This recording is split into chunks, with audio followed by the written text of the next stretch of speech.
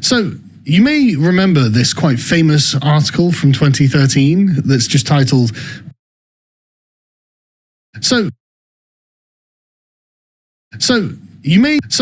You may remember this quite famous article from 2013 that's just titled "British Public Wrong About Nearly Every." You may remember this quite famous article from 2013 that's just titled "British Public Wrong About Nearly Everything, Survey Shows." And obviously, with a title like that, I mean, that's pretty hilarious. But actually, what it shows is how deceptive this actually is.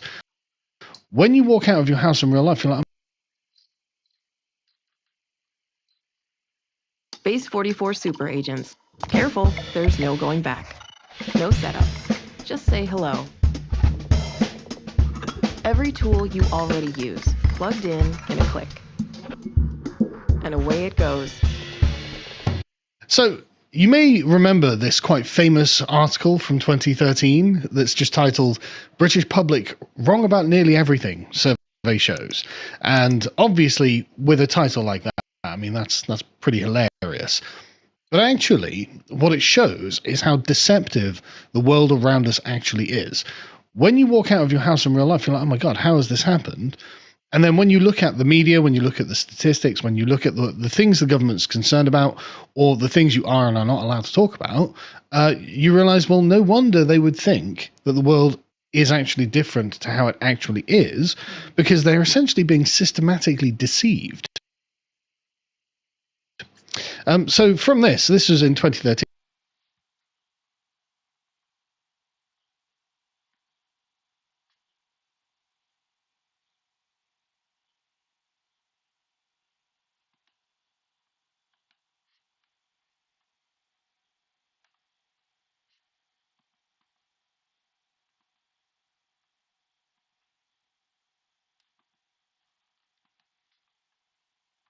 A poll by Ipsos Mori of a phone survey of 1,000 people. And the numbers are just remarkable, actually. Just people just really don't know how far away from them our own country and the government has gotten. So, for example, the public think that benefit fraud is 24 out of every £100, which is 10 times more than it actually is, about 2 every £100. Now, that's obviously too high, according to the government's own figures. But that's... Why do they think that? Well, it's because it's put in the front of their faces with the media. Like the Sun will constantly go on about benefit fraud. And so they, that's bad. And don't get me wrong, I'm very against benefit fraud, but most of the benefits claimed are not fraudulent, and yet they shouldn't be being claimed anyway. For example, we learned the other day that 1.5 million people born overseas are currently on benefits. It's not fraudulent, but it is costing them a huge amount of money. Then you've got other subjects like immigration. So you've got 31% of the population is thought to consist of recent immigrants, when the figure is actually 13%. And that's a very interesting thing, because back in 2013, actually there were far fewer immigrants in the country. This is years before the Boris wave. I mean, we probably only had about 5 or 6 million foreigners in the country at that time. It's probably closer to about 15 million now. So the fact that they were like, yeah, God, this is a huge amount. Well, why? Because they're massively overrepresented in all of the media and everything that you see around them. Which absolutely. And this reminds me of something right now, that people think that the Muslims are way more than 6.5%. We will get to that. Okay, yeah. It's also because people are seeing the demographic change in their towns, where it is like overwhelmingly foreign. Mm-hmm. So it makes sense why they would perceive the percentage to be far higher than it actually is. Back in 2013, this was far less of an issue than it is now. Mm-hmm. That is definitely true now. But I mean, back in 2013, there were hardly any foreigners around outside of like a very few sort of select areas. You know, London, obviously, Manchester, Birmingham, places like that. But otherwise, it was still living in heaven. Teen pregnancy is thought to be 25 times higher than the official estimate. People thought that 15% of girls under 16 were thought to get pregnant every year, when actually the real figure was 0.6%. Again, moral panic behind the misrepresentation. It's also the representation through movies and TV shows. Absolutely, yeah. Absolutely. But that in itself is not such a terrible thing, because what those are a sort of a moral lesson, as in what you should do and what the consequences if you become pregnant when you're a teenager, you're unmarried and you've got no support. And it's like, yeah, that's a bad thing. So if that does, reduce the amount of teenage pregnancies, all good. Another surprising figure is that 26% of people think foreign aid is in the top 3 items the government spends money on, which is remarkable. Again, it just shows that people just do not know how the government spends money. If you think foreign aid is one of the top things, people thought it was, like I said, in the top 3. It's actually only 1% of government expenditure, and that has actually gone down slightly. For example, in 2013, we were spending 15 times more on pensions. So anyway, this is a problem that we still have to this day. This is in 2024, and the public were asked, okay, well, how many people do you think are coming in each year? And it turns out that when polled, the public thought the average estimate of intake of immigrants into the country was only 70,000. Gross intake of 70,000 a year.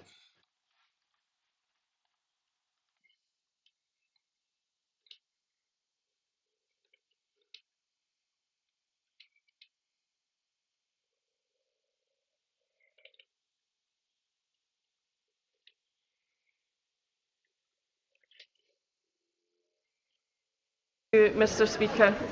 This year marks the 20th anniversary of the Royal Regiment of Scotland. 20 years of duty, courage, and for 23 of its soldiers, the ultimate sacrifice in service to our country. Across Scotland, more than 20 councils have already recognised their service by granting the regiment the freedom of their area, reflecting Scotland's long and proud tradition of respecting our armed forces. Earlier this month, however, Glasgow SNP and Green councillors rejected Labour's motion to grant the Royal Regiment freedom of the city. It is a shameful snub to our servicemen and women, and a decision that has left many Glaswegians feeling ashamed and embarrassed. Does the Prime Minister agree that this is an insult to those who serve, and will he join me in urging Glasgow City Council to reconsider? Can I join my honourable friend in paying tribute to the bravery and sacrifice of the Royal Regiment of Scotland? I've had the privilege of meeting Scots serving in our armed forces across the world. They deserve our deepest gratitude. I cannot understand how the SNP and Greens have arrived at this decision, particularly when Glaswegians have contributed so much to the Royal Regiment. It's not too late to do the right thing, and I'd urge them to reconsider. Leader of the Liberal Democrats, Sir Ed Davey. Thank you, Mr. Speaker. Can I join the Prime Minister in sending our condolences to the family of Lance Bombardier Ciara Sullivan at the death, that tragic accident, and to all her colleagues. And I hope the Prime Minister will also join me in sending condolences to the family of Scott Hastings, the former Scottish and Lions rugby player who sadly passed away at the weekend. Mr. Speaker, in 2025, Donald Trump and Elon Musk abolished America's international aid programme. At the same time, the government made huge cuts in the UK's own programme. We now see a dangerous... This headline, Zach Polanski did not vote in local... Mr. Speaker. This year marks the 20th anniversary...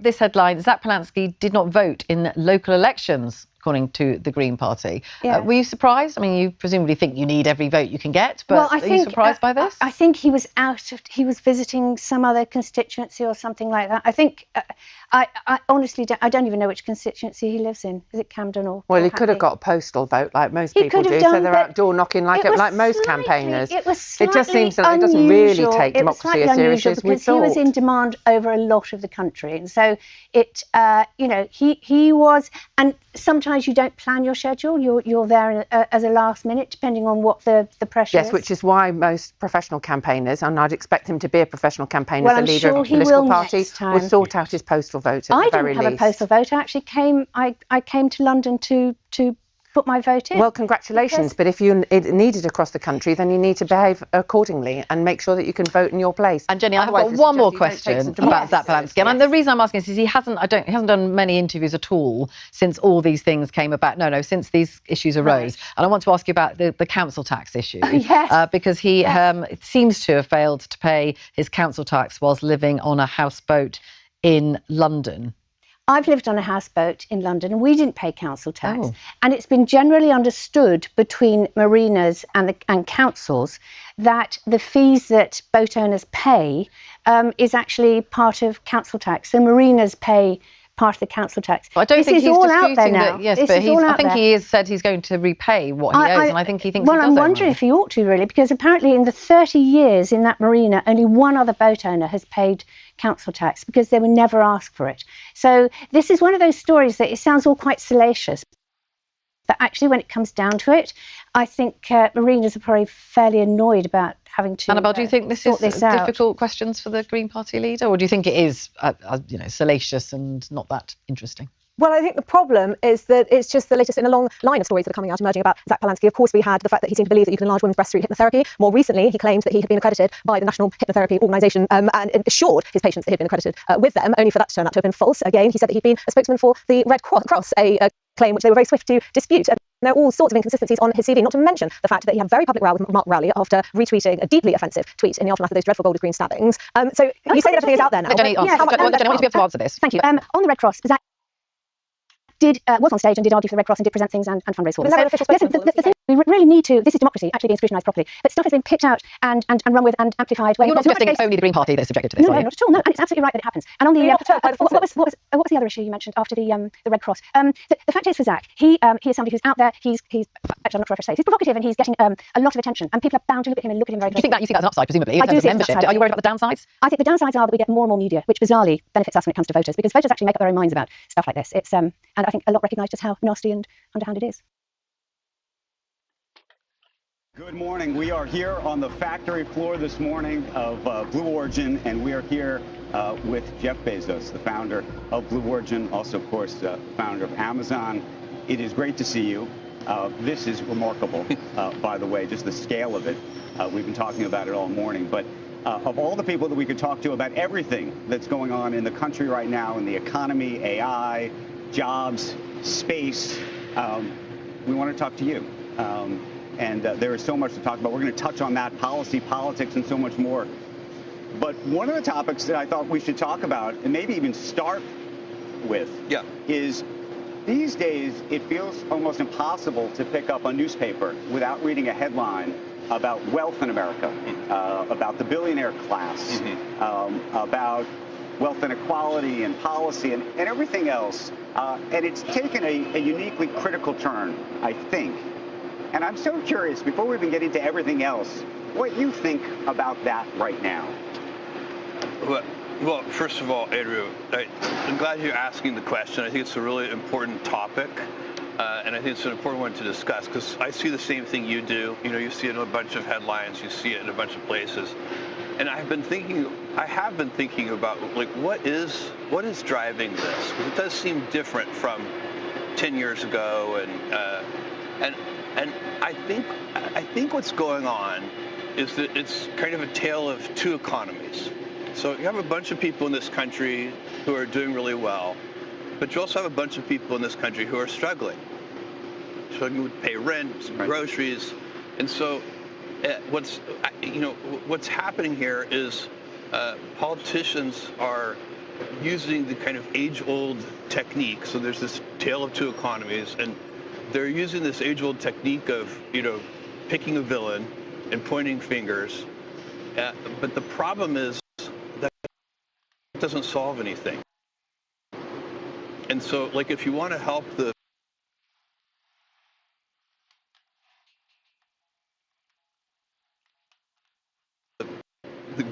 group of people who are struggling, you have to figure out real root causes and solutions, and that takes skill.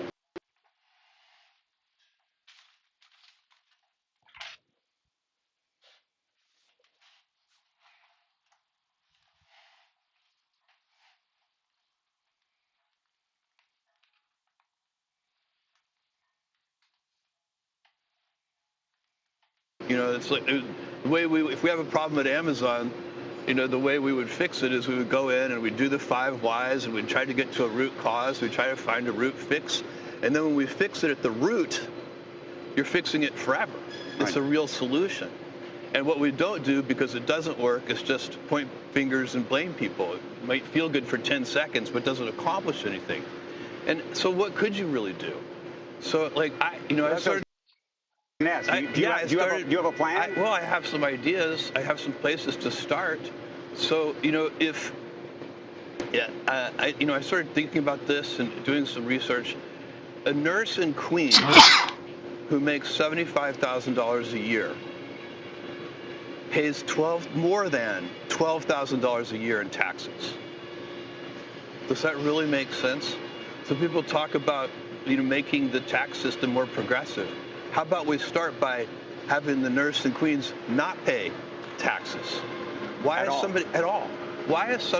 a nurse in Queens who makes $75,000 a year paying more than $1,000 a month in taxes?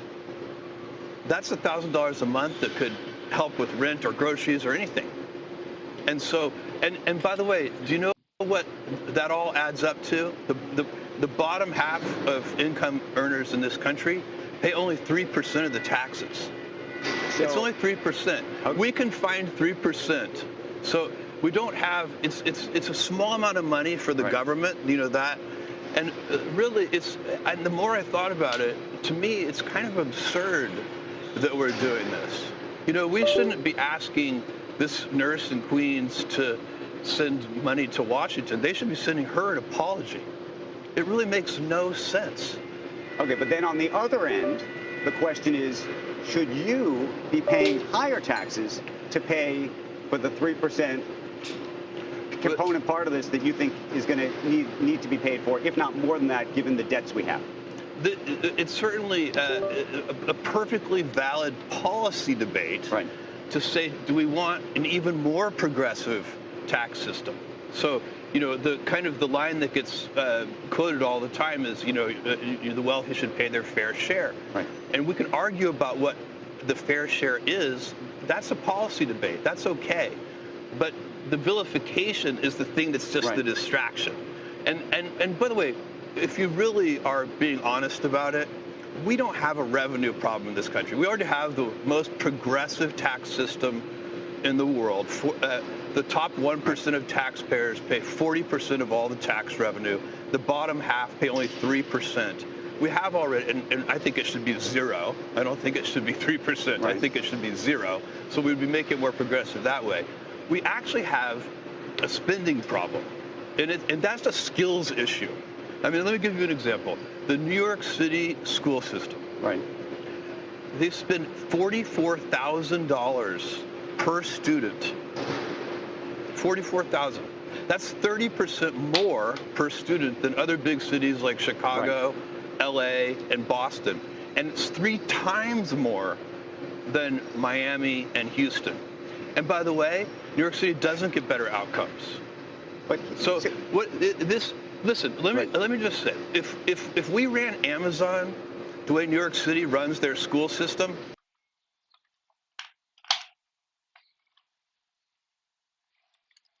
your packages would take 6 weeks to arrive. We'd have to charge you a $100 delivery fee. And then when the package did finally arrive, it'd have the wrong item in it anyway. We can't, that's a skills issue, Andrew. It's not about It's just competence.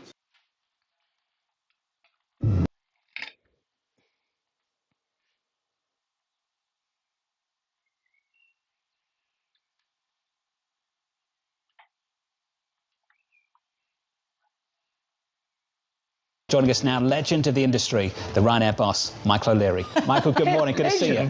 Come on, we've been friends for a while. You're a Come legend. Fart of the industry. How would you describe yourself? Old fart? Old fart, I think, yes. I think it's fair to say. Aging dinosaur. You've seen it all, sir. Have you seen something like this before, the situation? About 5 years ago, the Russians invaded Ukraine. 20 years ago, the Second Gulf War, the First Gulf War, 9/11. Yeah. This happens regularly within our industry. That's why in Ryanair, we typically hedge 80% of our fuel. We're 80% hedged out to March 27, 67 bucks a barrel. We're in great shape, apart from the fact our share price has tanked in the last 2 weeks because they're an airline, oh, got to hell. We've just reported record full-year results, 208 million passengers, 2.26 billion euros profit after tax, spitting off cash to shareholders, share buybacks.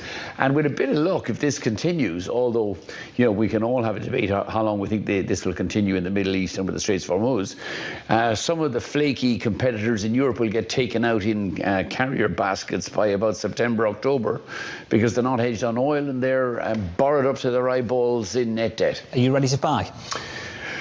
We are certainly ready to buy cheap aircraft. If anybody's got any cheap aircraft, I'm really excited. We are about to get the first 10 of our MAX 10 aircraft, first 15 of our MAX 10 aircraft from Boeing in the spring of 2027. 20% more seats per plane, burns 20% less oil. Like, the technological efficiency of the new engines is remarkable. And we will take, we've ordered 300 of those from Boeing. We priced them during COVID, so we've basically stolen them. And they will transform even our operating economics in Europe for the next decade. So are you interested, though, in buying a carrier in its entirety, aside from just their aircraft? There is nothing in Europe you would want to buy. It's all crap. You know, it will go bust, you know, in the not too distant future. Europe is inexorably, you know, moving the same direction the US did 20 years ago. 3 large connecting carriers, BA, Lufthansa, Air France, KLM, they are making out like bandits at the moment because all the long-haul connecting traffic has switched off the Gulf carriers and is going on those legacy guys. Short-haul, Ryanair will continue to dominate the short-haul space in Europe because we have much lower fares and much lower costs. We're the only really low-fare, low-cost carrier in Europe. There's a few other low-fare, not-so-low-cost carriers in Europe, but they're all good too. They're all going to go the same way as Spirit and Frontier in the States. That's what I wanted to ask. It seems like the model in the US is really struggling. We had Spirit go bankrupt. There's talk of mass consolidation among some of the other low-cost carriers, and this idea that every consumer is expecting higher quality and that is what's generating a lot of the revenues. How does Ryanair succeed in that environment, in that demand backdrop? I mean, the problem for the last 20 years in the States is there's really been no low-cost carriers anymore. I mean, we copied out this formula originally from Southwest back in the late 1980s when Herb Kelleher was in his pomp. You know, Southwest were charging $10 fares. Now Southwest's average fare last year was 140 bucks. It's not a low-fare carrier anymore. If you had a real low-fare carrier here in the States, as Ryanair is in the US, our average fare last year was 40 bucks. There would still be very strong demand because the main airlines here, I mean, they've had control of supply in the market for the last 20 years and they've been pricing up. The cost of air travel in the States is incredibly high, particularly given that you don't pay for ATC. Could you expand into the US? No, absolutely not. We're too busy expanding in Europe and in those countries around Europe. There is so much growth available to us in Europe. You look at it, last year we grew 4%. We're the biggest airline in Europe. We grew 4% to 208 million passengers. This year I grow another 4%, 216 million passengers. And in the next decade, with these MAX 10 aircraft, I'm going to grow to 300 million passengers, all in Europe. I mean, Europe is the best playground for a low-cost airline that you could possibly imagine. A couple of big, useless legacy airlines charging more, you know, charging annual salaries for their long-haul travel, but nobody able to do the low-cost stuff. We do the low-cost stuff well. We're cheap Irish guys, you know, and so we do it well with with an order for 300 really fantastic aircraft coming from Boeing. Used to be so mean back in the 90s. Which? Used to be so mean. It was brutal. Do you remember that? Yeah. Well, we were never, Bruce. We were cheap and mean. Now we're just cheap and cheerful. New aircraft, on-time flights, huge. I mean, last year we were record customer service metrics. Customer service satisfaction went up from 86 to 89%. I never thought I'd see the day when I got more than 50% customer satisfaction. But hey, who knew? Can I ask you, where are Europeans traveling to this summer for vacation? Do they want to come to America anymore? No, no. I mean, sorry.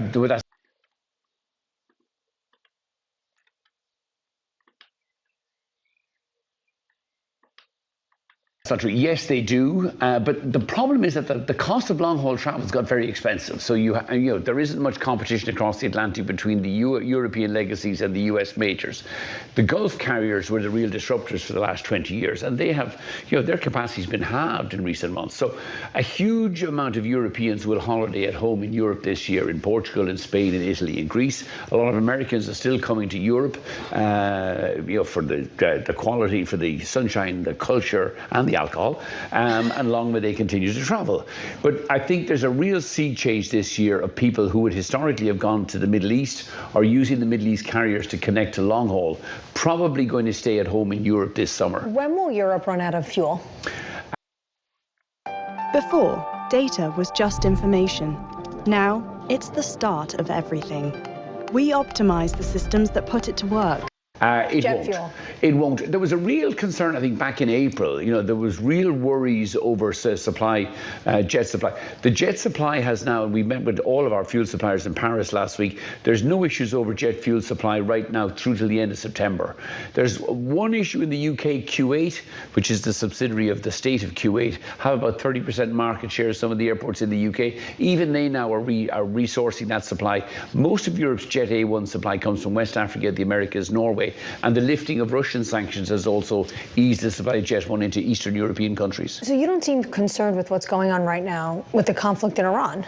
I'm very concerned about the price of oil, but I don't believe the conflict in Iran will have any disruption on European jet supplies. The question for us is, how long will the Straits of Hormuz remain closed? I mean, we gave guidance this morning. If it remains closed till March 2027, our unit, because of our unhedged 20%, our unit cost might rise, mid-single digits this year. Well, we got into Group 3 base oils. Do you know about that? That's, please help me here. Is that like no, it's very striking. Last week, this is quite a big deal, actually. Last week, Walmart and Costco warned that they didn't have enough base oils to put on their shelves. The stuff you put in your engine was running out. And the reason for that is basically we're heavily dependent on base oil from Hormuz. So it's a very interesting end of the chain story. And this is not, some deli down the road. This is Walmart, Costco, Toyota, Exxon, then warned they don't have enough motor oil. It's a physical shortage here in the US right now, and I thought that was pretty fascinating. Are the physical shortages in the Pacific Rim as well? Francisco Blanch was in saying by far and away the Pacific Rim, Indo-Pacific is affected. Yes, absolutely. But I think compared to where we were when this started, we immediately looked at Australia. And it's interesting that Australian inventories are actually higher now than they were when we started this crisis. So there is crisis management being successfully employed. And I think you can see that around the world. I've just been in Mexico, all the planes are flying, the place is basically booming and going into the World Cup. And the joke that I had in my research this weekend is that the malls are all buzzing, and these are high-end malls. They're all buzzing with kids buying Mexican World Cup tops, because the Mexicans always have the best strips. The other name for that is Asian petrochemicals. So, there is a petrochemical major issue that's about to emerge through the chain as well. You've shut down, 40% of Asian petrochemical capacity. So the Strait of Hormuz, I'm speaking for most of our listeners and viewers here. We couldn't find that on a map before. Now we all know about it. Is it ever going to go back to where it was in January? No, but what's happening today is a couple of tankers have passed. So you're going to see, the oil industry will work out a way to smuggle. You can be sure of that. And I think that the US announcement that they would allow Russian oil sales tells you that there's going to be, that kind of a move where they probably U-turn and start turning a blind eye to the Iranians moving stuff. That would come out of the China meetings. The other huge thing, by the way, which is huge, is after China, Trump, you obviously saw China Putin. That's a big deal in oil, believe me. So if we're 20% of our oil and gas comes out of that part of the world, did they just build more pipelines? But pipelines are also susceptible to stuff. I mean, what do we do in the Strait of Hormuz? You got to open that thing up, don't you? Well, I think we've characterized this as an incredible time where it's OFAC versus UFX. So it's the US potential, the US Treasury's global power against drones. And drones have totally changed the shipping, entire future. It's just changed. Pipelines, you have 250,000 miles of pipelines in North America. You have 40,000 in the Middle East. So pipelines are totally a solution.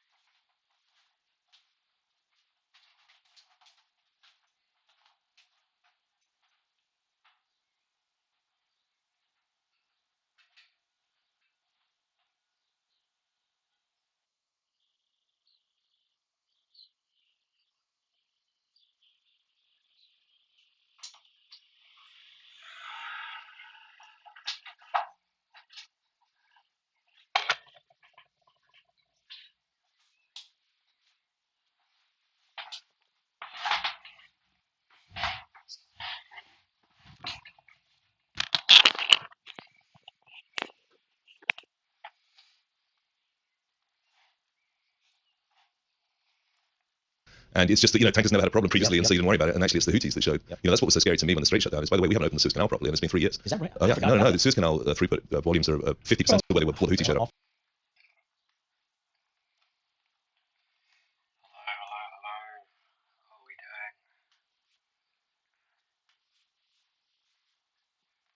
Some videos to start the stream up.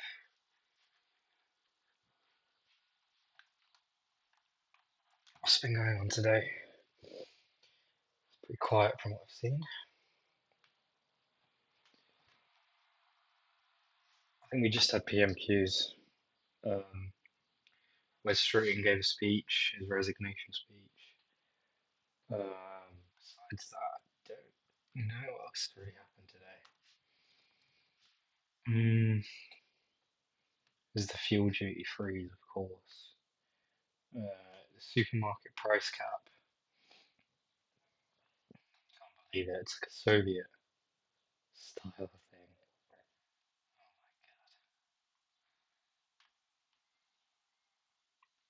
thing.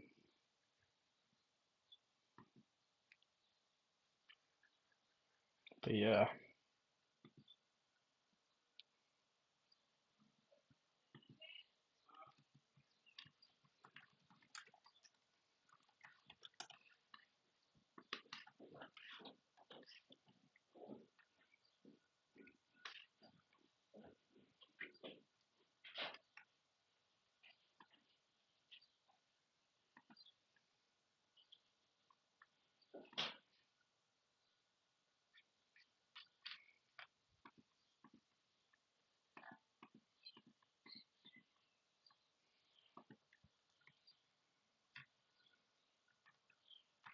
I got a different question, but let me get to it then right now. What's your gallon of gas out a year? I mean, are we getting used to $5 a gallon? Midwest Radio always want me on when the gas price goes crazy, so I go on those shows, and I told them the other day, you're going to 6. I don't think there's any doubt about $6 a gallon here this summer, because we're just going into summer. Now, you'll get big data from the DOE today. Last night, the API data had one huge number in it, which was 10 million draw in the SPR. So you're running the SPR obviously over a million in a week, a day. You know what I mean? So you're going to run into a question with 390 million barrels in the SPR. You're going to run into a question now, do you just keep allowing that to come into the market? And it's material, so there's a lot of inventory data coming. Alexa, should I ask about the Wawa or the Caspian Sea? Which one? I got Wawa. Wawa? Okay, let's do the gallon of gas. You're telling me, John Tucker, at the Wawa is going to be $6 a gallon? Well, because that's nationwide average, so that would be like 8, 9 in California. Yeah, so I'm talking nationwide average. I looked at Berlin the other day. They're going to go to 11 or 12 bucks a gallon. Yeah, they will. Oh, yeah, no, I don't have any doubts about that. And what's happening is that because the refiners are really pushing hard to make jet fuel, so the fascinating thing here is our jet fuel inventories are at record high. Absolutely fascinating. Because they're training to do that, they're going to make less gasoline into driving season. And the other thing you've got to watch, I was talking about base oil, is alky, which gives you octane, is short in California, so they can't make their grade. They can't make the fancy stuff. No, they can't get the stuff. Okay, Paul and I say folks, when we're done with the show, Paul comes off at 12 noon, and we're usually playing a board game of Risk. I would guess 105 of 100 Americans don't know where the Caspian Sea is. I would say right now it's fascinating, that transport, that dynamic. You're encyclopedic on something like Baku to this pipeline or that. Tell us, give me a 40-second, 1-minute critique here of how we should look at the Caspian Sea. Well, I think the difference between playing a board game and going to the Caspian, I've been to Tengiz, where the huge Chevron project is, 1 million barrel a day, giant reef that was discovered from space by the Soviets. It's so huge. The tide there is 8 miles daily. That's how flat and how far the water moves and how difficult it is to develop oil there. But generally speaking, the Caspian has a unique position as well, because Kazakhstan is sat right between Russia, China, and the US with Chevron there, and now Ukraine and the drones. So it's a fascinating and huge potential. Yeah, I mean, there's a lot of non-OPEC oil that's going to be developed here, no doubt. Oh, excuse me, I'm so wound up I forgot my mic. I'm thinking about John Tucker and $6 a gallon. So to Paul's question about the Hormuz, is what's really going to happen here is all this non-OPEC is going to come on. Oh, no question. Yeah, over time. I mean, one country I'm very interested right now is Argentina. Going to grow massively. Brazil has huge incremental sales to China of oil, and of course Venezuela hopefully will boom. Venezuela can easily supply oil. Paul, like Hormuz doesn't matter. Yeah, I'm not there yet. I mean, Paul, you're energy guy, supply, demand, you get that. If I'm a politician, I can't allow $6 a gas. That can't happen. No, that's right, and that's going to be very interesting. And so my note on Sunday was called "Watching the Frog Boil Without Blinking," and that I think is the outlet. I think that's what will trigger a crisis response. Is actually going to be the US gasoline price when it comes down to it. You've got the Nasdaq at a record high. Everything seems fine. The Knicks are on a great game. The Knicks have got a great comeback. The world is just simply not ending in the United States, and I think that's affecting the president's sense of the crisis. But as oil analysts, we've almost gone quiet because. Monday CRM is so intuitive, I think it just read my mind. Again. Get out of my head. Has this become a government of calamity communists? That was the vibe at the first PMQs since Keir Starmer's life fell apart. Femi Badenoch made 3 complaints. Why is the Labour government nationalising steel, importing Russian oil, and trying to force supermarkets to impose price controls? Starmer studies the art of pushing the can down the road and carrying out a review instead of making any decisions. You can have a whole syllabus based on U-turns. You have another tutorial session on the art of the reset. Yes. What works, what doesn't. Yes. Oh, and then we could have another unit, couldn't we? Blame culture. Yes. If in doubt, throw staff under the bus in quick succession. And an oral exam to determine whether or not you have been absolutely clear, which the Prime Minister was at several points during this PMQ. But Sorry, anything... Oh, is it? Okay, It's funny, Tim, you've had a trying morning. Yes, I had to go to the US Embassy to apply for a visa. So because I live miles away in the wilds of Kent, it's not that far away. half an hour by train. Yeah, I had to get up super early anyway. Of course, the trains didn't work because of a points failure, so of course I had to run to the embassy. Of course, I went into the wrong queue and was then told to join another one. Having done that, of course, I discovered you're not allowed to bring a laptop in, so I was sent to a cafe and then had to rejoin the queue. And then when I finally get in there with a bad knee, of course, there are no seats to sit on. No, they don't want you making yourself comfortable there. For 2.5 hours. And you didn't have the right paperwork. Well, the night before, I realised I didn't have the right paperwork, so I wanted to print something off. I went to my mother's house and used her printer. And Do you not have a printer too? I don't own a printer because they're too bulky. They're too bulky. So I went to my mother's house, I used her printer, and she was so low on ink, the pages just came out completely blank. Oh, not even like yellow? No, just completely blank. So I then had to go to a friend's house, and I showed up in my pyjamas in the middle of the night, and she looked horrified. What kind of pyjamas do you wear? Silk? They are silken, I would say, with tigers on. What? You have a little pair of monogram slippers? I think I've been wearing high karate. It might have looked like a desperate flirtation. But it occurred to me this morning, I got up at 6. I just thought, Labour's been in power for what, like a decade now? Yeah, and they've done nothing to stop me having to get up so early in the morning. No. I think Angela Rayner would probably set it at no work before 10 a.m. That's right. Or 11 if you're hungover. Yes, that's true. That's Always what it should operating be. like little royalty there. The Under a royals don't Labour get going until about 11. But I did notice, because I had to go to bed early, before I went to bed, I just stupidly looked at Tinternet, and the first thing I saw was government introducing price controls, and I thought, I'm going to bed. I can't cope with this right now. I saw it last night and I went, you are? Thinking it was, why is this on the home news? This is foreign news. Yes. This is associated surely with some kind of foreign dictatorship. Yes. Then I realised it was Rachel Reeves' own suggestion. And we've got pieces now with all sorts of people, including the head of M&S, saying this is absolutely preposterous. If you want to help retailers, here's an idea, Chancellor. Why don't you axe some of the red tape and regulation? Oh, and by the way, some of the insane taxes that you've piled on employers in both of your budgets. Well, and indeed, the deal, if it were to go ahead, would be you lower your prices, and in exchange, we delay some of the punitive regulation that we're putting onto you. Yes. In the government's sort of defence, this is done in France. Of course it is. France is on strike for most of the year. It was voluntary price controls. It's not a government board telling people what they charge for things. And most strikingly, every mad Marxist idea of this Labour government has been tried by a Tory government first. Rishi Sunak flirted with this a couple of years ago, but was dissuaded. Because the truth is that one industry that works quite well in this country is the super competitive supermarket. Yes, because we've got so many of them and such a range and such a price range too. Yeah, and they have meal deals and wars, and really the shopping is just a bit cheaper, I find, here than it is in Europe. Okay, Tesco's, for instance, has recorded record profits, but it does pass some of those on, by the way, in pay increases for its workers. But also, aren't these basic goods that they're trying to price cap actually loss leaders anyway? I'm not sure the average supermarket is making much on milk, bread or eggs. No. And frankly, if you speak to farmers, they're certainly not making very much either. So it seemed like an extraordinary thing to target. I mean, by all means, introduce a price cap on chocolate. I saw a packet of Maltesers. Okay, a big square one. Okay, it was in a garage, but a Sainsbury's garage, £8. Right, there you go. And toothpaste has been advertised in the station booths Yes, here and again. and People will said, soon be up to £8 on a litre of petrol as it was well. like 11 quid for some Max Fresh. I mean, people did say, why are you buying a toothpaste at a station? It's like buying it at an airport. I said, I didn't actually buy it. I'm just giving you an impression of how much shopflation has been up. There's no Imagine way. shopping in a petrol station as your regular. You'd think you lived in North Korea, wouldn't you? You would really. One or two things, and they're insanely Or priced. going shopping at a motorway service station. Yes. Where, by the way, Yes. you know, it's amazing, isn't it? The markup there. Yeah. You could buy an ordinary coffee there for literally £1.50 more than it is in the Pret-a-Manger down the road, just because you're a captive audience. And they have Wimpy's too. I mean, Where you've turned up where really else could you find a Wimpy's? But the problem with this plan is that if it were imposed upon the supermarkets voluntarily, they would pass the cost of the policy onto other goods. So yes, they may well place a cap on how much milk or bread costs, but the result would be that the price of other foods and materials goes up. Yes. So that's always the problem with that. I thought Kemi Badenoch had a good run. I thought she had one killer line Yes. when she summarised, Talking of food price controls. indeed, the kind of trio of bonkers Marxist policies that the Labour Party has just come out with. He's so deep in the bunker, Mr. Speaker. He's importing sanctioned Russian oil. He's nationalising steel. He's imposing price controls in the supermarket. It's like the Soviets won. This country needs a government that has got its act together, Mr. Speaker. Instead, what we have is a Prime Minister hanging by a thread, fake support from his backbenchers, too scared to take difficult decisions, losing his moral compass by backsliding on Ukraine. So there was a mention there of nationalisation of steel. We know all about that. It's a Reform Party policy too, I believe. But she also mentioned easing sanctions on Russian oil. Now, there is a debate over what really is going on here. Mm-hmm. Materially, it is true that the government does appear to be easing sanctions on Russian oil. The government's reply is that we are doing that only in the interim while we actually toughen up Russian sanctions. So that the consumer doesn't get hurt while we impose new restrictions, we are going to ease some of them, but it's temporary, and the Tories did the same when they were in charge. But I think the counter-argument to that, which she made well, and this plays well with the public government, is the insanity, as she described it on X, of our energy policy in general, that we have now decided to ban the issuing of new licences for drilling gas and oil in the North Sea, where others like Norway are drilling for it with great abandon, and by the way, are amassing huge profits from the sale of gas and oil, plunging it all into a sovereign wealth fund, which my father, because he'd been reading the Telegraph at the weekend, informs me that Norway's sovereign wealth fund is now worth £1 million per Norwegian. Yeah. Okay, so they're doing that probably under our very noses. Well, yes. Meanwhile, Whereas Margaret Thatcher splurged it all on benefits in the 80s. Anyway, carry on. All right, I'm very pro-sovereign wealth funds, but Tory governments have plenty of opportunity to set one up. all right, well, we like the idea of the fund, but perhaps can disagree about how the proceeds are spent. No matter.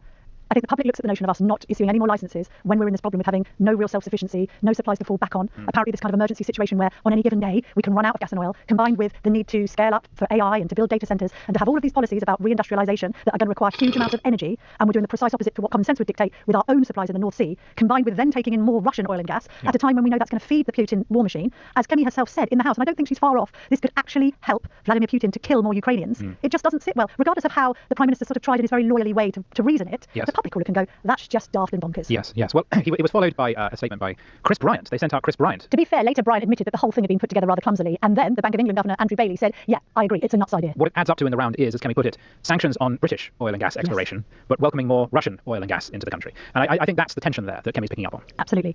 We did get the invention of a new word, which I thought was interesting. So you and I, haven't we talked at great length about Keir Starmer's obsession with the process? Yes. Let me be clear. Yes. The process was followed at all times. Now, Yes. there was a Badenochism that she used to describe the Prime Minister's modus operandi. He doesn't know what he is talking about. This level of processology is not going to get him out of his difficult answers, okay? Let me tell him what is going on. Labour are giving money to Russia, Reform are taking money from Russia. There's only one party that is standing up to Russia, and that is the Conservative Party. The Kemi had made up the word processology to take the mick out of the PM, but the PM, having heard it, liked it, and made it his own. Those sanctions are being phased in a way which was used by the last government when they introduced new sanctions. We were able to do the processology and work out what we were doing and supported it because we could see that it put more pressure on Russia. Processology. You've got an ology. It does. It more literally could have listed it, couldn't she, in that BT ad. I'm thinking to myself, my son's struggling to decide his third A level. Could processology with a textbook by 1K Starmer, now retired from political life. Don't forget, there'll be dozens of former polytechnics now offering courses in processology.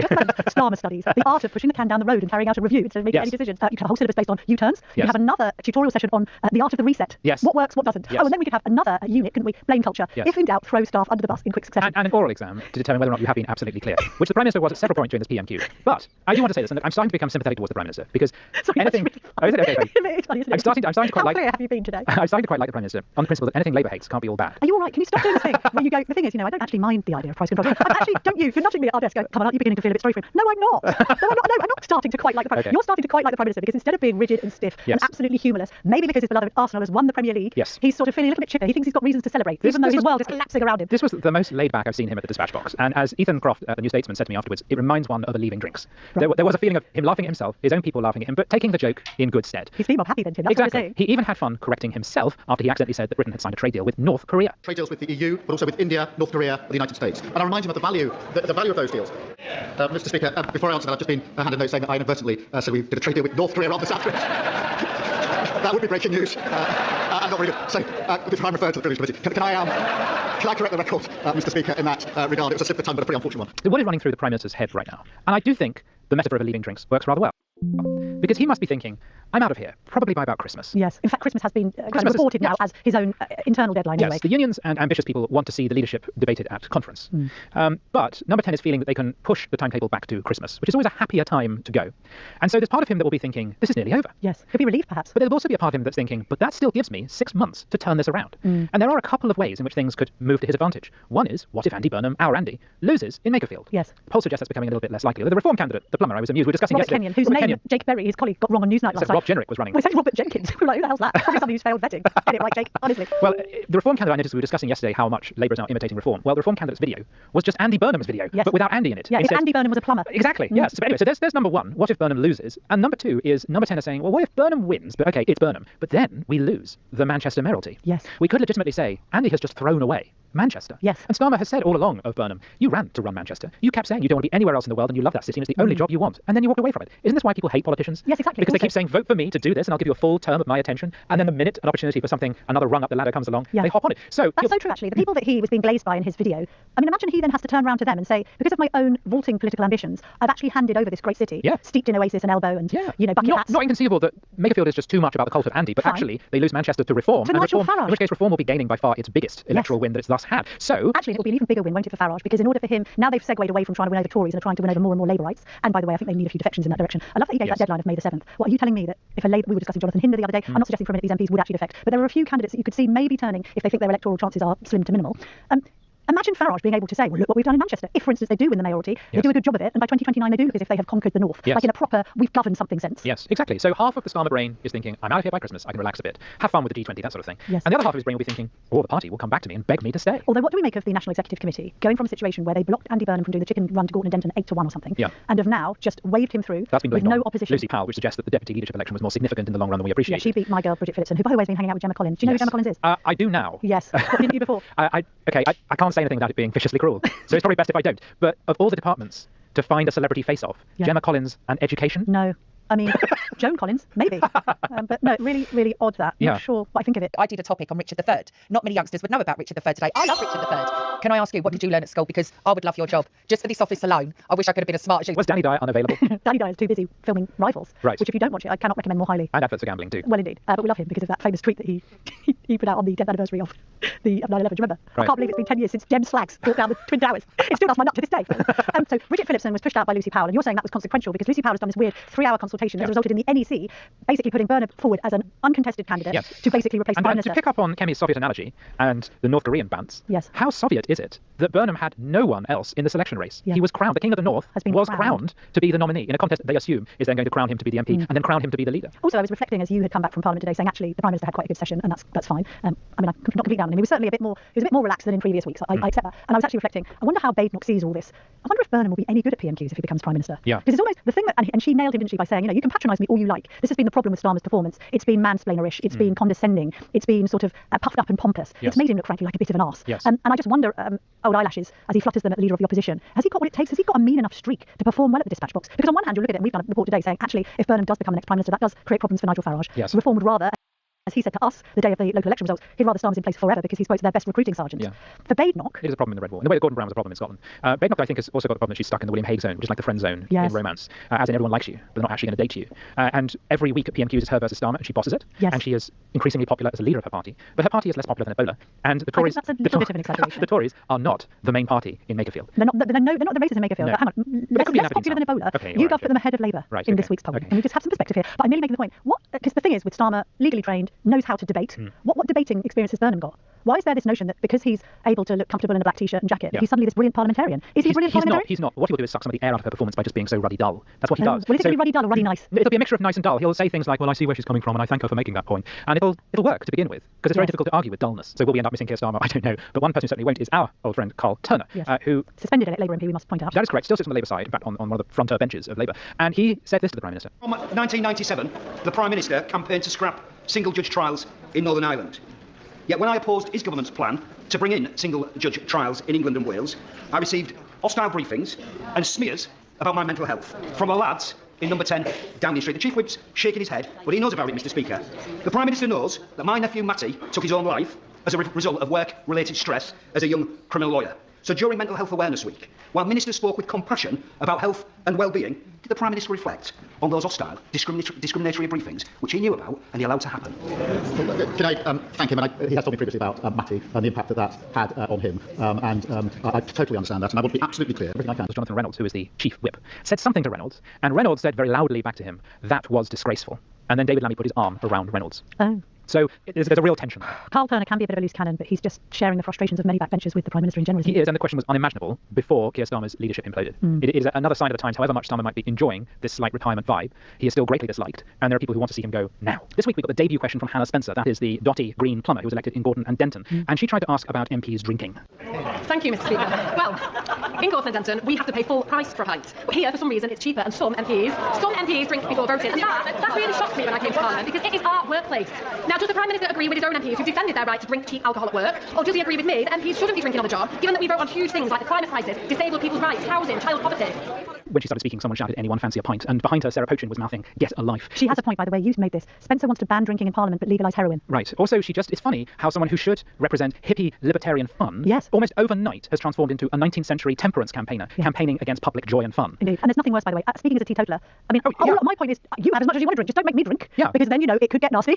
I don't so much unwind as unravel, but like you, knock your socks off. You just get as drunk as you like. There's nothing worse. It's like the reformed smoker who, when they're in, at the distance of smoke, start coughing and spluttering. Yes. It's fun spongery at its lowest level. But the PM, you've got to admire this one, gave a masterful response. Can I firstly welcome her to our place, because I think this is her first PMQ. There are going to be different views on whether people should be able to enjoy drink here or not. But I think we can agree that the majority of people in this country want an economy that works for them, public services that are there when they need them, and every child going as far as their talent or ability will take them. The only way to deliver that is through a Labour government, as we are doing. And the Greens think that their leader walks on water. It turns out that he just lives on water and doesn't pay his council tax. The irony is Zach Palanski's never in Parliament because, of course, he doesn't have a seat. He isn't actually an MP, and we're all trying to work out what he actually is. Meanwhile, the other person who was notable by his absence was, of course, Nigel Farage. And the Prime Minister couldn't resist pointing that out when he was given this very convenient planted question by a colleague. The Prime Minister agreed that the election process must ensure that no British politician is ever for sale to the highest bidder. I thank my honourable friend who makes a powerful case. We have already committed to a moratorium on crypto donations to political parties, and the King's Speech introduces tougher rules to protect our democracy. But the £5 million question is, why did the Reform leader keep this donation secret? I see he's not here to answer. And what did the billionaire lining his pockets ask for in return? Those questions need to be answered. That's why he's not here.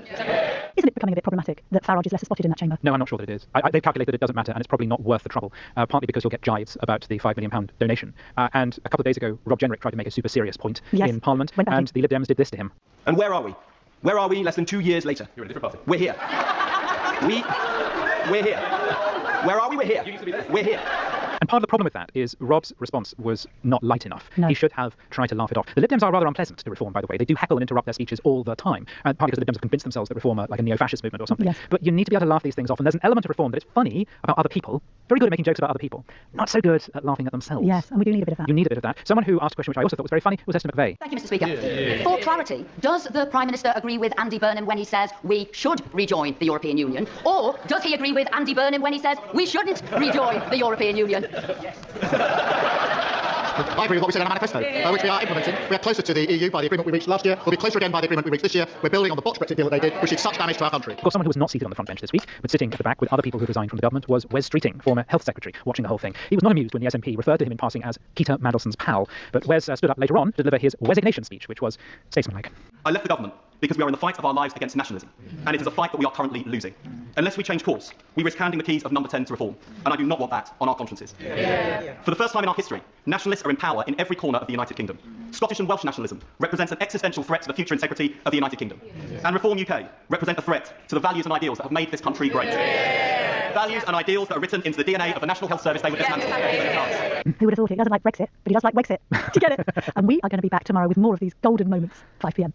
If you're enjoying our journalism, why not sign?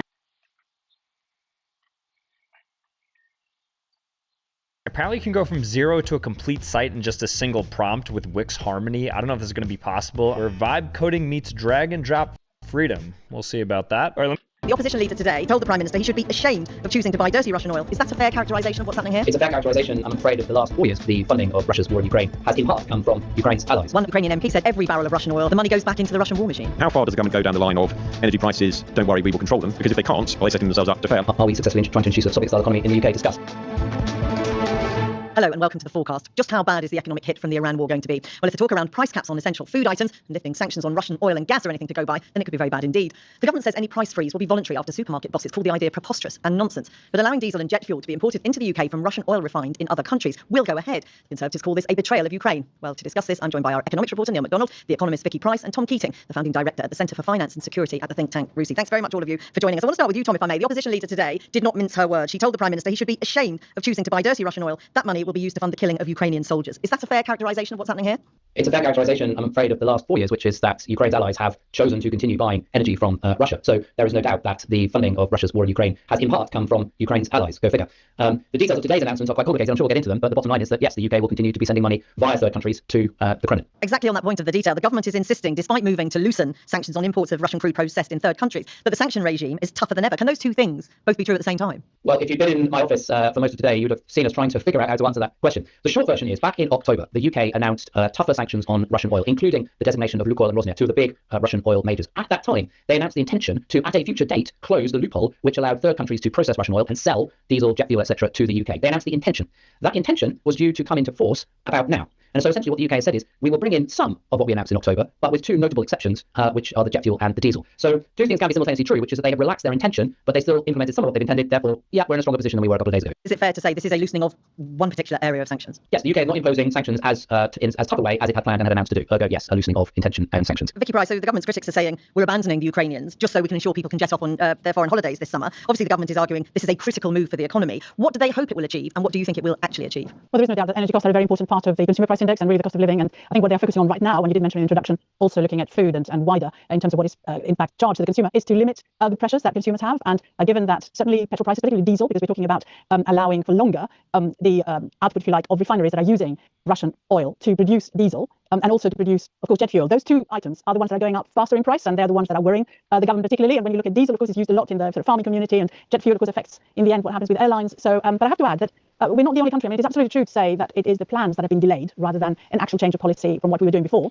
You know, in terms of allowing for longer for those, we don't know exactly how long, for those items to come in and therefore not being under the sanctions. But Europe, of course, has been importing huge quantities of actual Russian liquefied natural gas and oil since the start of the war. A lot less than before, but if you just look at what happened in the first quarter of this year, I mean, LNG from Russia going into the EU rose by something like 16%, according to some estimates. So I would say that we're not the only ones that are doing this because basically there is a need and people worry about shortage of supply and what it will mean to the economy. And do you think it will meet that need? Up to a point, yes. But I think what is really, really significant is if we can do whatever we do in conjunction with Europe, really, so that we're not perceived to be the outliers. Politically, it doesn't make very much sense to be seen to suddenly sort of react against against our normal tendencies, which have been to support Ukraine. And the executive Vicky says, we're not the only people doing this across Europe, but it gives you some sense of how the oil market is working at the moment or not working. Yeah, I think the problem is that it's not working. I mean, basically, the International Energy Agency was saying last week that about 14 million barrels of oil are still missing from the world economy, and that has basically not changed really since the very early days of the war. And despite the ceasefire, there's still very few vessels going through the Strait of Hormuz. I mean, literally 10 a day, whereas there used to be more than 100.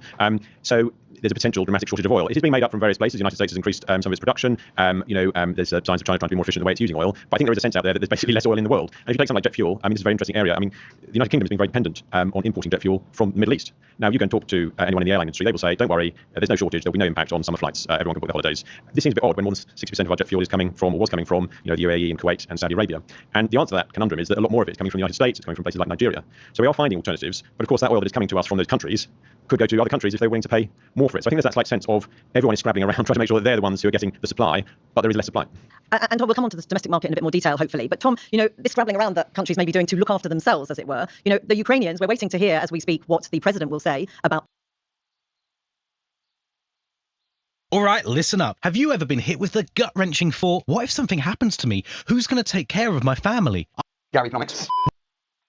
Not a fan. One of the most arrogant people I've ever seen. Quotes things that are just lies. Gary, who's got a little property portfolio, he's a hypocrite. He's a hypocrite. I'm sat here with Adam Lawrence, who owns over 600 properties in the UK. He's an economist, and I'm going to be picking his brain today. There's other economists out there, like Gary Economics. Not a fan. Not a fan. Not a fan. Self-proclaimed best trader at Citibank in whatever year or whatever. One of the most arrogant people I've ever seen on the internet, I reckon. I'm not a proper economist either. Rubbishes loads of other people, but quotes things that are just lies all the time in terms of inequality. He's talking about something, and he says on one hand he's got to sort out, we've got to have wealth taxes and things like that, and on the other hand he's got to raise very much money. So it's all ideology, and I think ideology is the most dangerous thing. Ideology should stay out of economics, right? Ideology is for politics. Yeah. Wow, yeah, you don't mince your words, Adam. I mean, I think that he's just wrong on what he says. I mean, some of what he says is true. When he talks about how there's a problem and there's a cost of living crisis and there's a rich and poor divide, but then he gives a solution which is vote green. And then I wonder who's paying him. Well, I mean, look, Polanski is a dangerous man. He uses really nasty language like he would like to eliminate landlords. And I think in politics you're told to choose your words carefully. And if you use words like eliminate, and it's not the only time he said things like that, well, the Green Party manifesto says they would like to see the elimination of landlords. Now, elimination suggests taking us off the face of the planet. Now, I'm not pitching for a knighthood, Samuel. Right? I've refurbed hundreds of properties that weren't habitable. Right? I brought them back into the private rental sector. I've rented them to make a profit. I'm not going to apologise for that, not to Gary, not to Zach, not to anybody. Right? But ultimately, someone else had to do that work and recycle that property back into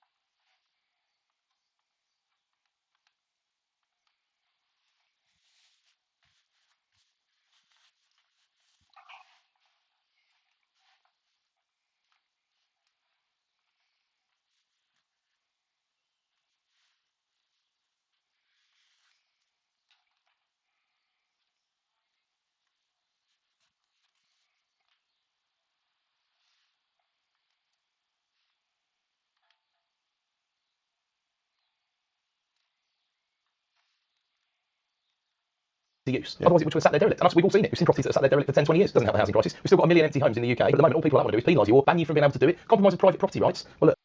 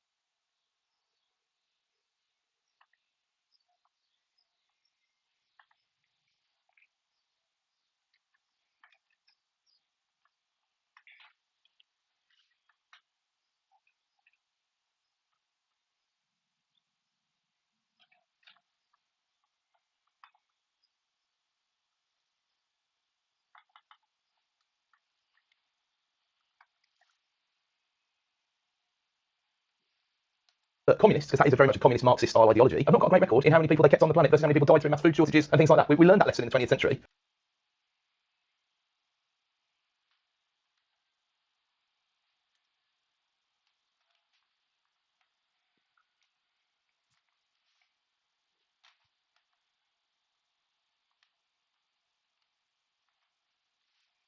The likes of Gary and Zach just want to try kind of ignore that and appeal to the new world where we all need to hold hands and sing Kumbaya and the money's going to fall out of the sky or whatever. We all know it's not going to happen. But I think that there's something very disingenuous happening with the Green Party and Zach and Gary, because I'm thinking, Gary, if you're actually an economist, which you say he's not, and he's lying, but if he knows anything about the economy, he should know that this wealth tax and what he's talking about isn't the solution. Well, again, it's not possible. And even if it was possible, it wouldn't help. You can't help the poor by hurting the rich. I answer questions with data as a general rule. Right? There's a dozen plus wealth taxes been tried in places like Norway. Switzerland has one and still has people who want to live in Switzerland, but there's different levels of income tax like there are in the States. You know, Spain failed dramatically. Various places where actually the tax take has gone down because people have moved out. You know, and the idea that inequality in and of itself is what most of the problem is people looking at other people rather than spending time looking at themselves and sorting themselves out. And that sounds maybe a bit harsh, but in reality, I think the message that no one's coming to save you is a difficult message for people, but it's what they need to listen to rather than expecting Gary or someone else to, or the government to, or just sort me out with. Or even good old Nigel Farage. Yeah.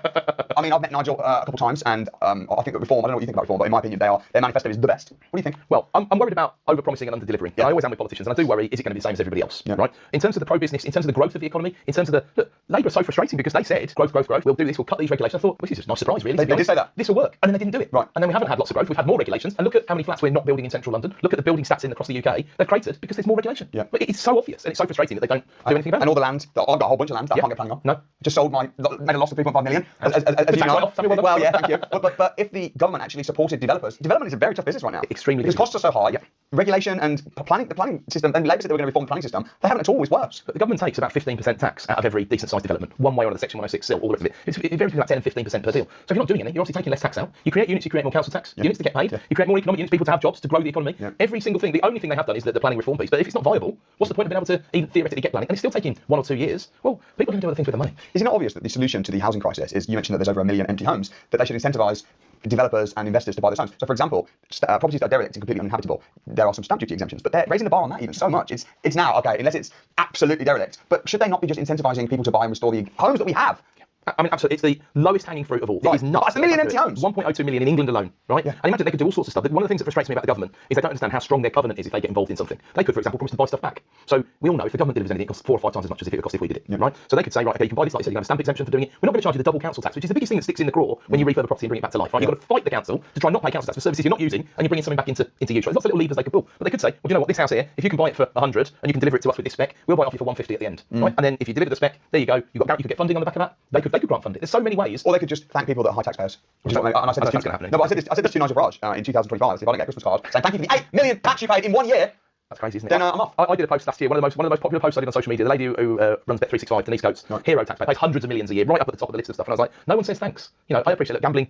There's an ethical debate about gambling companies. I get that, but gambling really existed. Bet365 didn't exist. That's the way I look at it, right? And she does so much, and she never gets a single word of anything. And she deliberately, you know, she stays in the UK. She does this. She does that. She doesn't. She takes massive salaries, so she pays huge national insurance contributions. Compare that to a Starbucks or whoever you want to pick on, corporation-wise, who pays nearly nothing. They pay employers national insurance, and they get out of that if they could. Yeah. You know, I absolutely think they should say thank you. And people who pay massive amounts of tax should be thanked. And if they don't feel that, they won't start as many businesses. They won't stay in the UK. They'll organise their tax affairs. And who can blame them? What do you think about what was his name? Angela Rayner, isn't it? Who got out very yeah. He was Angela Rayner. Yeah. Okay.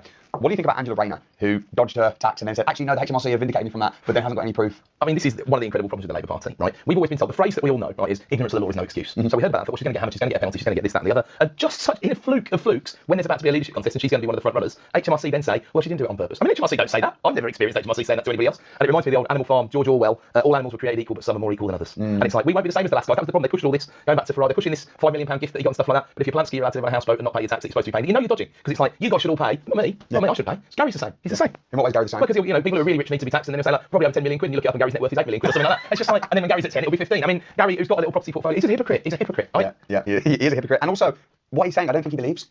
He's got an angle that I can't work out, really. He's being paid by someone. I mean, look, he's got traction, right? He's been on Diary of CEOs, he's done all the big stuff, got millions of YouTube subscribers. He's doing these tours in Australia where, ironically, although it's about how poor you are, it's 250 quid for a ticket to his tour or whatever, it doesn't sit right. But this is how that side operate, I'm afraid. It's just what it is. I think he's just being paid. Quick one, before we get back to the video, it would be wrong of me to not tell you about some online trainings coming up very soon, showing you exactly how to get started in property. If you've got no money, got no experience, I want to show you everything. The best part is it's completely free. Check the link in the description and I'll see you on the other side. Anyway, back to the video. I think he's just being paid. I think someone is. Who do you think is funding him? I think he might. I mean, the fact that he did a video said, I'm not going to tell you who to vote for.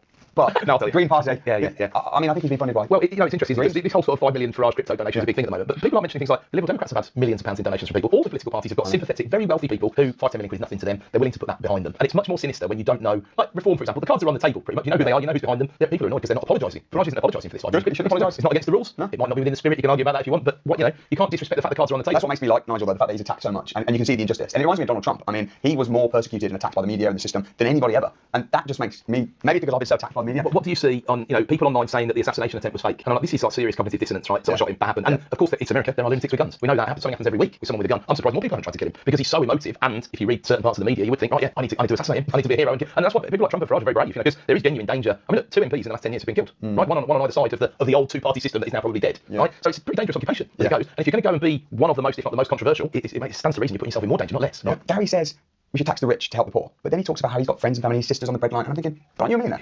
Charity begins at home, right? Yeah, are you not multi-millionaire? He said, oh no, it's not my job, it's the government's job. What? And then talking about how bad everything is and how people are really poor, and he says, unless you've got a rich dad, you're effed.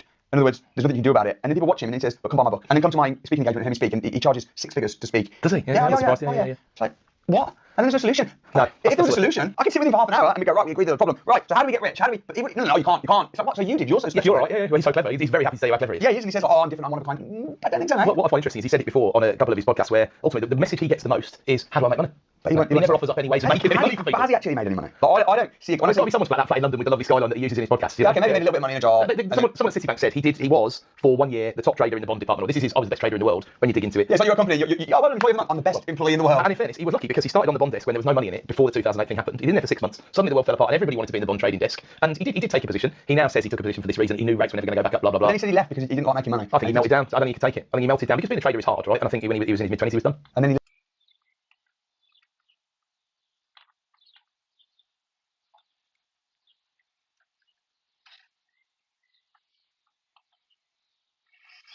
our new simplified way to manage your resolution, aspect ratio, and frame rate settings in Camo.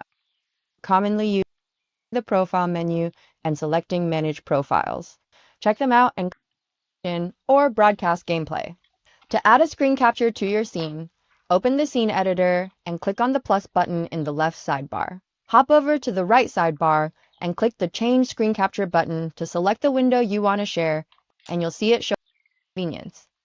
Screen capture is available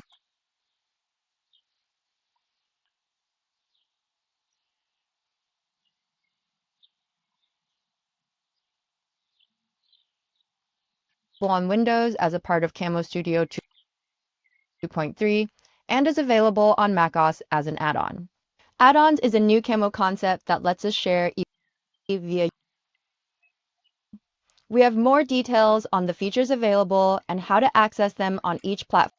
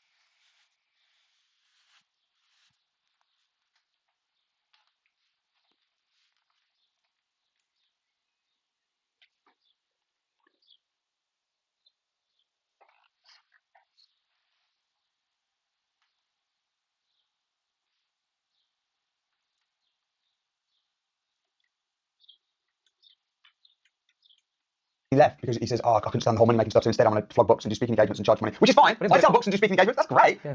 But you can't do it, and you're too stupid. You need to rely on government. Let's be real. If Green Party gets in, let's say that Gary's right, and Green Party's the one, and Green Party's going to help the poor, right? How many years is it going to be before they potentially get in, which they won't, then bring in a wealth tax, then the government take money off the rich people, then let's say that they then distribute it to the poor. You're talking 10 years. And realistically, and I've done the numbers on this, but maybe we can talk about it with a calculator at some point, even if all the rich people in the country gave to the government and they used all that money and they distributed it to everybody in the country, the average standard of living would go up by about £25-30 a week. So this big dream of Green Party and wealth tax and it's going to be passed to you by the government, the government aren't going to blow the money, they're going to give it to you. Even if they did, you're going to be better off by about £30 a week tops. Wouldn't it be better to just get a bit better at your job and get some more pay rise and do that now? But come on! The whole thing is flawed nonsense and there's an agenda behind it and the agenda is dark and Gary's